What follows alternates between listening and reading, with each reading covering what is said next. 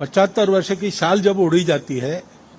तब उसका अर्थ यह होता है कि अब आपकी आयु हो गई, अब जरा बाजू हमको करने दो। नमस्कार दोस्तों, ऐसा लग रहा है कि नरेंद्र मोदी अब चारों तरफ से घिर गए हैं। राहुल गांधी उन पर लगातार हमले पे हमले करते जा रहे हैं, लगातार वोट चोरी करने का आरोप लगा रहे हैं और राहुल गांधी ने पूरे बुलंद आवाज़ के साथ और पूरे कॉन्फिडेंस के साथ ये कहा है कि नरेंद्र मोदी वोटों की चोरी करके वाराणसी से प्रधानमंत्री बने हैं। और इस चीज़ को लेकर दोस्तों बीजेपी में भी कहीं ना कहीं फूट पैदा हो रही है। बीजेपी के नेता भी बैकवर्ड फुट पर आ रहे हैं और यह देखते हुए कहीं ना कहीं ऐसा लग रहा है कि ये इस चीज़ का खामियाजा नरेंद्र मोदी जी को ना भुगतना पड़ जाए। जी हाँ दोस्तों, बातों ही बात में आरएसएस प्रमुख मोहन भागवत ने भी इस बात का संकेत दे दिया है कि जो भी नेता जिनकी उम्र 70-75 वर्ष से ज़्यादा हो रही है वह धीरे धीरे राजनीति से रिटायर कर ले। दोस्तों आपको पता है कि नरेंद्र मोदी अभी लगभग 75 साल के होने जा रहे हैं और इतने जो बड़े आरोप लगे हैं अभी बीजेपी पर, खासकर मोदी जी के सीट पर कि उन्होंने वोट की चोरी करके जीत हासिल की है, तो इस बात का जो है दोस्तों खामियाजा बीजेपी को तो भुगतना ही है पूरे देश में। हो सकता है कि अगले बार के लोकसभा चुनाव में मोदी जी के वजह से, इस कांड की वजह से, वोट चोरी की कांड की वजह से हो सकता है बीजेपी हार भी सकती है।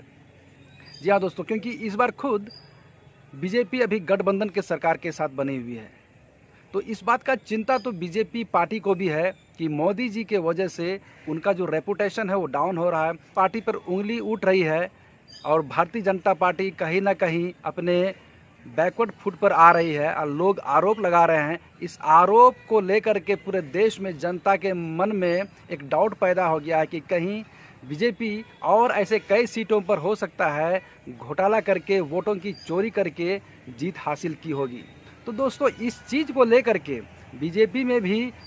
थोड़ी सी जो है अपने आप में फूट पैदा हो रही है और एक तरह से अगर आप ये कहें कि नरेंद्र मोदी जी के लिए व्यक्तिगत रूप में उनको खामियाजा भुगतना पड़ सकता है, या फिर ये हो सकता है कि अगले बार के लोकसभा चुनाव में उनको शायद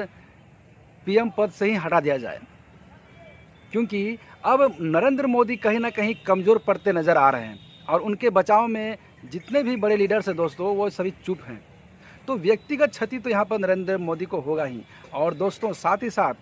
पार्टी को भी क्षति पहुँच सकती है। मतलब आप ये कह सकते हैं कि इस तरह का इल्ज़ाम लगाने से दोस्तों क्या होता है कि पार्टी का जो इमेज है वो पूरी तरह से ख़राब हो सकता है। दोस्तों इस बारे में आपका क्या कहना है कि क्या मोदी जी के ऊपर जो भी आरोप लगाए गए हैं क्या वो सच है, या फिर राहुल गांधी जो हैं बस ऐसे ही उन पर आरोप लगा रहे हैं अपने पार्टी को मजबूत करने के लिए, या फिर वोट हासिल करने के लिए, या फिर जनता को गुमराह करने के लिए? इस विषय में आपका जो भी कहना है दोस्तों आप ज़रूर कमेंट कीजिएगा, ज़रूर अपनी राय दीजिएगा। धन्यवाद।